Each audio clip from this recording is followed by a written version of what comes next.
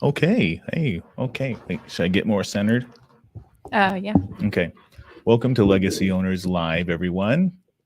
I'm Mike Hey. Glover. And I'm Kale. It's Hi, been a Kale. while since I've done this. I know. We just barely started it up, and Kale is finally available. So, Yay. hey, we're happy to be back. All right. This Well, is fun. let's go ahead and get into it. So, Legacy Owners Live is live every week.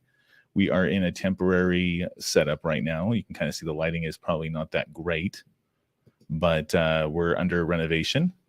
Which is exciting Because we have a full studio that's going to be ready for us here in the next couple months. And so it's going to be great. So we're a lot of construction on the building, which is very exciting. That's it. It's going to be really pretty. Yeah, it's pretty cool. So on our Instagram, we'll be posting pictures and stuff like that on Legacy's Instagram. It'll be pretty cool. So follow us there on Instagram. LegacyGlobal.org is the handle for that. So we go live every week and discuss charitable strategies, donor advised funds, split interest gifts, complicated gifting, things like that. And we bring this to you guys live every week. And if you like to register and join the community, you can actually go to legacyownerslive.com. And we actually have a separate group that people can join, and they can ask questions from other charitable fund leaders. So people who have advisory rights for donor advised funds, or council members within the fiscal sponsorships that Legacy offers as well. Fundraising questions, compliance questions, 501c3 questions, all that kind of stuff. It's all pretty much, we're trying to build a community of people where they can ask those questions, and we're in there to answer those questions for you. So it's going to be great. It's a really good group. Yeah. So today we're going to be talking a little bit about donor advised funds, part 2, because last week we did a little bit about high-level donor advised funds. Sometimes you'll hear us refer to it as a DAF. Okay, just because it's donor advised funds, obviously, right? Yeah. So we'll be talking a little bit about that. So, Kale, what are donor advised funds? Well, donor advised funds are really good. It's a really good vehicle to give to charities. So if you are interested in giving to charitable organizations, this is a good vehicle to do so. Mike has already said this before in previous lives, that a DAF is like a bank account pretty much for charities. And so if ever you want to give whatever money you want to charity, you can use a DAF to do so. And that's how we take care of it. Yeah. And there's a lot of different reasons why you'd want to go through a donor advised fund rather than just going to the end user charity, right? It really simplifies giving, where if I'm giving to my local church, but I'm also giving to a local charity at the end of the year, I'm going to want to put those on my tax returns, right? I'm going to want to make my tax deductions, collect all those receipts, and put those all in. With a donor advised fund, I can just give it all to one account with a local charity, right? And we can name it our own thing if we want it to be more of a legacy giving program, right? So sometimes we call them legacy funds, donor advised funds, but it could be like my donor advised fund is the Glover Foundation, right? And we use that as well as our fiscal sponsorship Glover Charities to train our kids about giving and all that kind of stuff. But we all just give through our donor advised funds, and then we can give to our church. We can advise on giving to another charity, things like that. But at the end of the year, when I go to file my taxes, I have one big receipt, pretty much, right? One statement. This is what you gave to the Glover Foundation, and this is what my tax write-off is, right? So it can really simplify the giving that way, especially if you're a really big giver and you give to a lot of different causes, it can really streamline things a lot easier for you. Yeah. So, and it's also nice to have a DAF and to work with us because when you're looking for charities to donate to, we make sure that charity is legit as well, so that your money is actually going to an actual organization and it can align with your charitable mission for your DAF as well. That's right. There's a lot that goes into it. Sorry. Yeah, no, yeah, that's perfectly fine. Yeah, there's a lot of things that you want to be aware of when giving to an organization, right? Are they legitimate? Do they have they might issue you a receipt and they say that it's tax deductible, but is it actually a qualified organization that is tax exempt? So giving through a charity that runs the donor advised fund, but then also knows what to look for, especially in charitable giving. There's a lot of fraud in charitable giving, right? There's a lot of people who act like they're a charity. There's even organizations that hold charitable contributions, right? We saw that last year. There's a lot of political things kind of going on and people giving to these causes, but then these platforms will hold funds because they don't necessarily agree with if it's really a charitable organization, even though they have their tax exempt status, they have all the legal paperwork in place and things like that. It can be a little difficult, especially if you're not used to the charitable space and you're not used to doing the vetting and the due diligence that's required for that. You want to make sure that that's all legitimately in place. And it's good to have a DAF because you can kind of specify what your charitable mission is for your DAF. What are you wanting? What's your charitable purpose that you want to contribute to? And so having a DAF can establish that. We can help it make it your funds go to a legit charity. There's a lot. Right. So as far as, and I've explained this on previous lives before, like what you were saying, Kale, is, opening up a bank account with a donor, like a donor advised fund, opening like a bank account with a bank, right? We set a specific charitable mission. And so the Glover Foundation has a specific charitable mission, building families and strengthening communities, right? But as I grow and I die, right, I can pass those advisory privileges over to my kids or over to the charity to make sure that donor advised fund keeps going and endures a lasting legacy, right? So when my kids take over that donor advised fund, they can't change the charitable mission, right? So if me and my sons, we disagree on what we give to charity, he can either advise that all those funds get granted out right away and then my cause is done and over with, or he can set up his own separate donor advised fund for a cause that he cares about, which eventually he'll probably do because we want him and his spouse to have some kind of charitable mission as well. So that is good to know though. So once it's set up, like you were saying, the charitable mission, that cannot be changed. Once the original donors pass away, legacy does not change that charitable mission. Okay, no matter what. Right. But as long as you're living, it can be changed. Right. We can. Okay. And you don't want to change it too often. Okay. And so there's that's why normally when we set up donor advised funds, we try to make them a broad spectrum of things, right? Because I don't want to pigeonhole myself to only give to foster care communities if I'm also wanting to give to battered women communities or charities later down the line. So can you say your charitable mission one more time for your DAF? Is to strengthen families and communities. Okay, yeah. Right. So there's a lot of different ways and a lot of different charities that can fulfill that. Right. And a lot of people go off of the 17 United Nations Sustainable Development Goals. Right. So it's quality healthcare, I think, is one. Quality education is one. Equality is another. So we cover the Glover Foundation pretty much covers all of those, except for maybe life underwater and life on land. Right. We might not cover that, but we have a separate charity, a separate fiscal sponsorship for stuff like that also. So just because we have one donor advised fund for this, we can't, limit ourselves, and we can have a separate donor advised fund or a separate fiscal sponsorship or something like that covers what we want. So that's just kind of the benefit of knowing a lot about charitable giving. Yeah. I've said this before, but I just want to say it again. I love that you do it with your family. Oh, thanks. That your kids get involved. I love that. Yeah. Sometimes it's a little work to get them to be excited about it. Yeah. But I think that's just my kids in general. I have a son who really struggles with doing new things, but then when he does them and he has a lot of fun doing them, he feels good about it and he wants to do more. Right. It's like when we started doing piano, he hated piano for like the first 3 months. Yeah. But then all of a sudden he played his first song, Yankee Doodle. And now that's so exciting for a kid. So exciting. And now he can't get off that stupid thing. And so that's a catch-22, a little double-edged sword there. So yeah, well, at least he's starting to like it now. Yeah. So that's good. So now what kind of things can we give to a donor advised fund? Okay. Cash obviously is easy, right? That's an easy asset to give.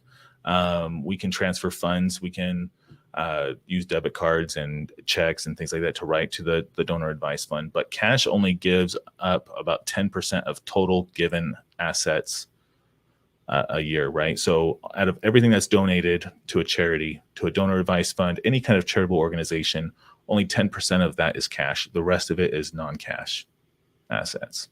Which is crazy. Yeah. I wonder. Yeah, that's crazy. You wonder what? What's the question? Well, I was just going to say, I wonder if a lot of people realize that. I think people who are familiar with charitable giving realize that.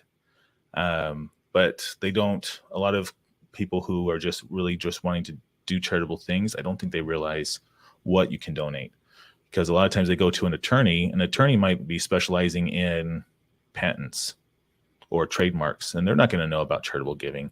You might go even to an estate planner, and they might know more about charitable giving, but they may not know everything about charitable giving, right?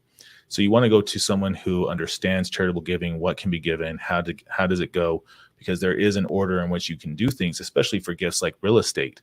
If you have a signed agreement anywhere down in writing, even on a napkin, that you're going to sell this real estate to this person, well, then there has to be some things that have to either be undone, or it could void the gift of real estate when you're giving to either a donor advised fund or a split interest gift.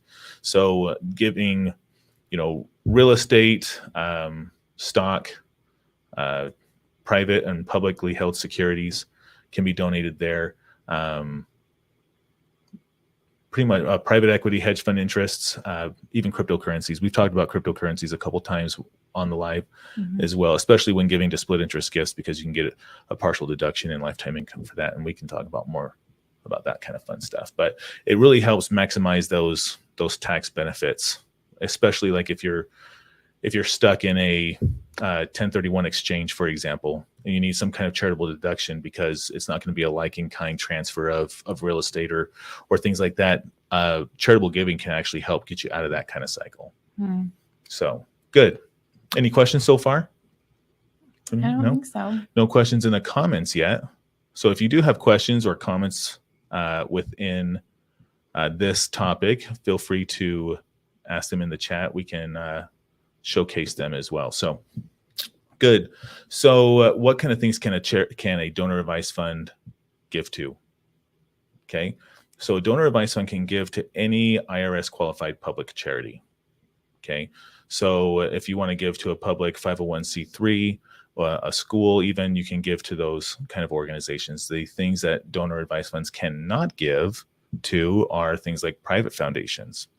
And private foundations are kind of not what they appear to be, in my opinion, just because when I hear private foundation, I'm thinking anonymity.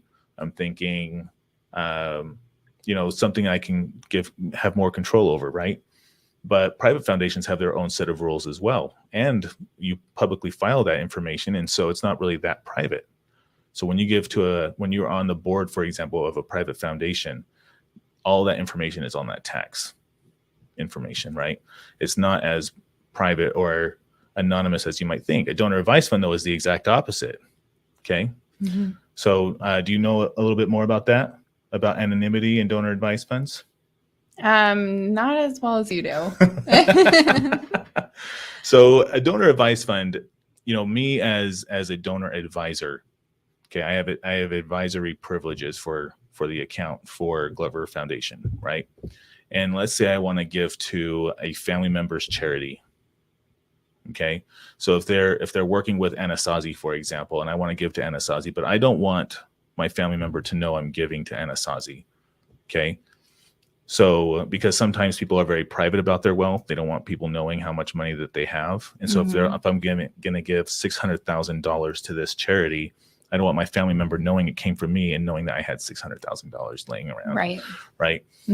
So giving through a donor advised fund, I can choose, for example, Legacy Global, who is the donor advisor sponsor, right? I can have them, hey, I recommend, I have to use a recommendation language, right? I can't demand that the charity send that because I don't have those kind of privileges, right? I have advisory privileges. Hey, I can advise that we send $600,000 to the Anasazi Foundation, right? Because the Anasazi Foundation qualifies because they strengthen the community, right? They take wayward kids and they take them out to the wilderness and they survive out in the wilderness for like a week. They lose like 20 pounds. They live off of lentils and they eat dirt pretty much, So then Legacy will do all the due diligence. They do all the vetting for the Anasazi Foundation, make sure that they are an IRS qualified public charity, which they are. Okay. So then they make out that grant, and I can choose whether or not that has the Glover Foundation's name on it, or if it has Legacy Global's name on it. And something that we do with our kids is right now they are fundraising in our fiscal sponsorship. They're fundraising $500 each, and they are going to choose out of all the money that they raise. It's a competition between the three of them, but out of all the money that they raise, they are going to be able to grant out that money. Okay. Oh, wow. And they're going to actually hand deliver the check to the charity that they choose. And then they have to work with that charity for a year. You can do something similar with a donor advised fund. You don't really fundraise with a donor advised fund. Okay. But you can still take a check, right? Our kids can still come to us and present what charity that they want to support.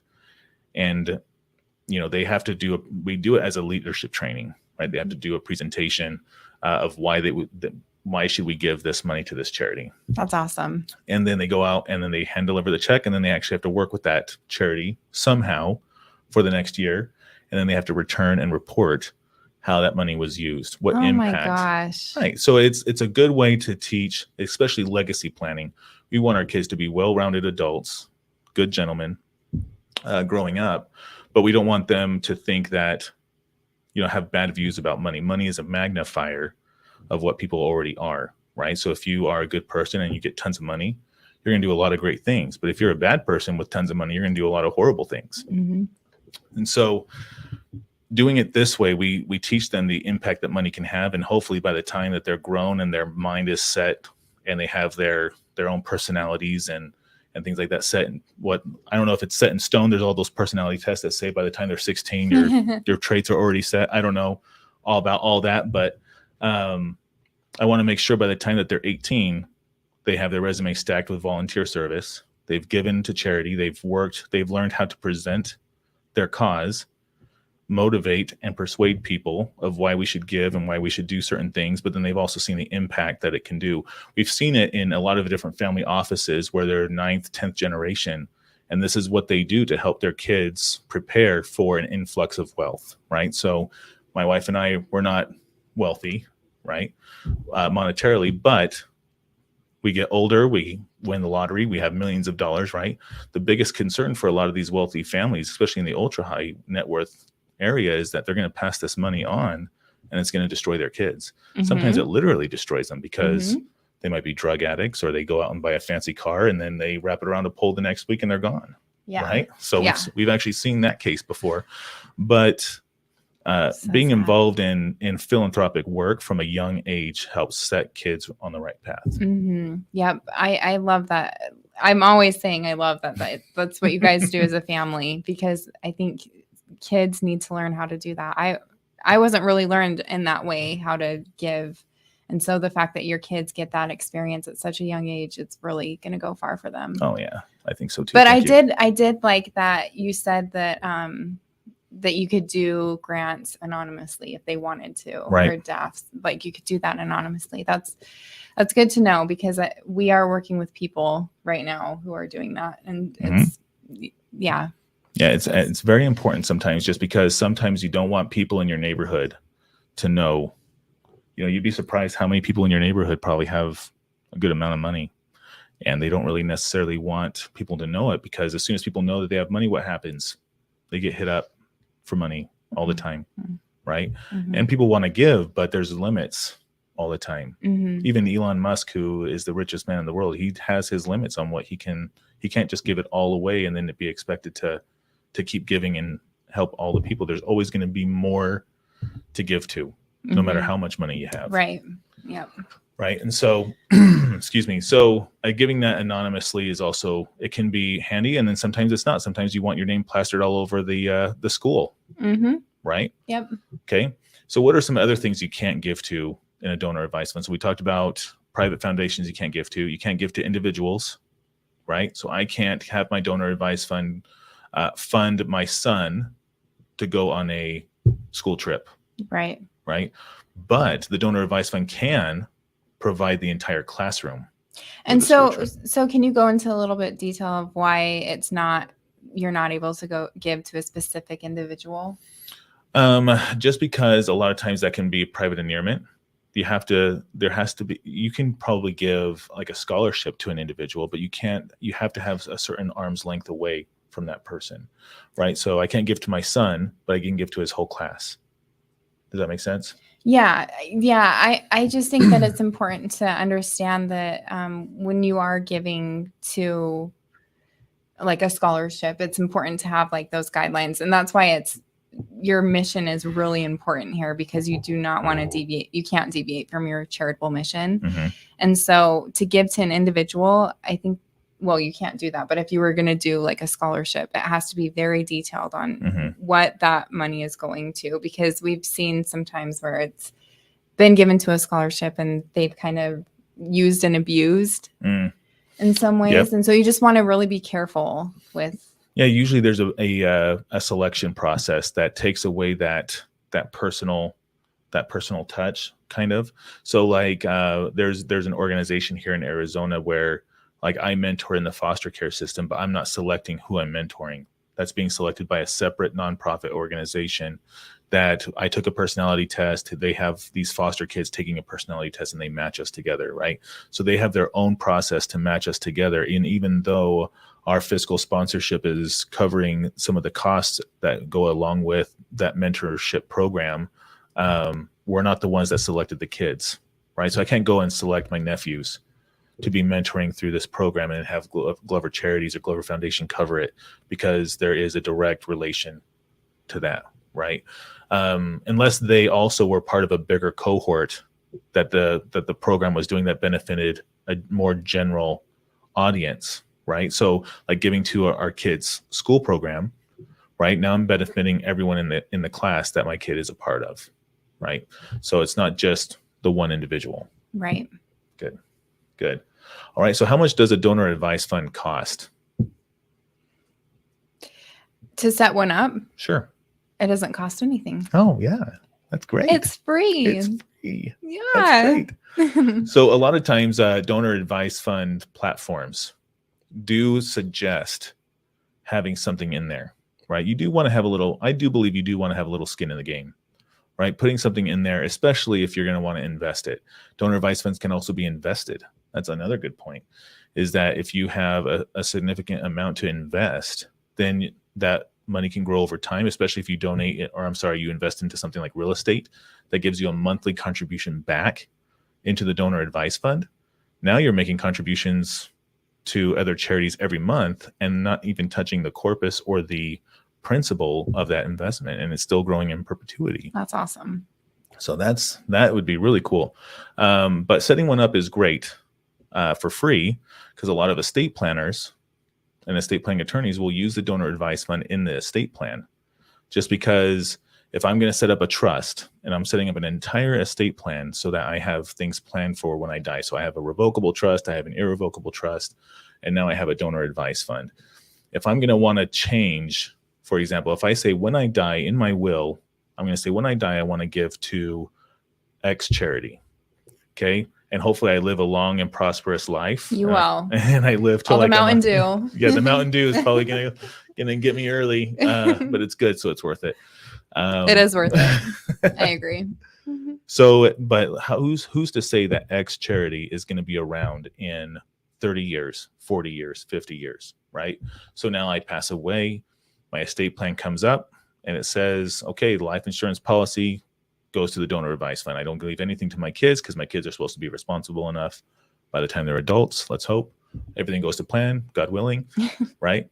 So life insurance policy goes to the donor advised fund because I want to sponsor my legacy, right? But if I'm choosing X charity and X charity is no longer around, they no longer have their tax exempt status, now what? Now it makes things a lot more complicated.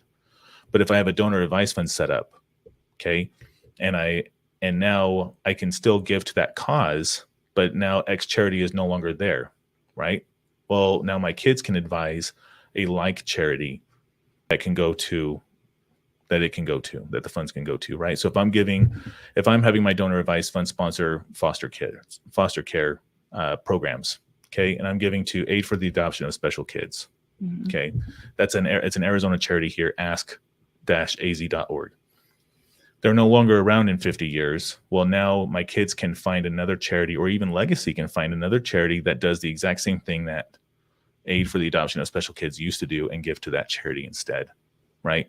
So it gives me a lot more flexibility. Not only does it simplify my tax reporting, but it also simplifies things after I die. Yeah, So, that's awesome. Yeah. Very helpful. Well, good. All right. Well, Kale, I don't have anything else. Do you have anything? I don't. All right. Well, we thank everyone for watching. Yeah. Be sure to head over to legacyownerslive.com, join our community, and ask your questions there. We'd be more than happy to answer those for you. Until next week, thanks, guys. Bye.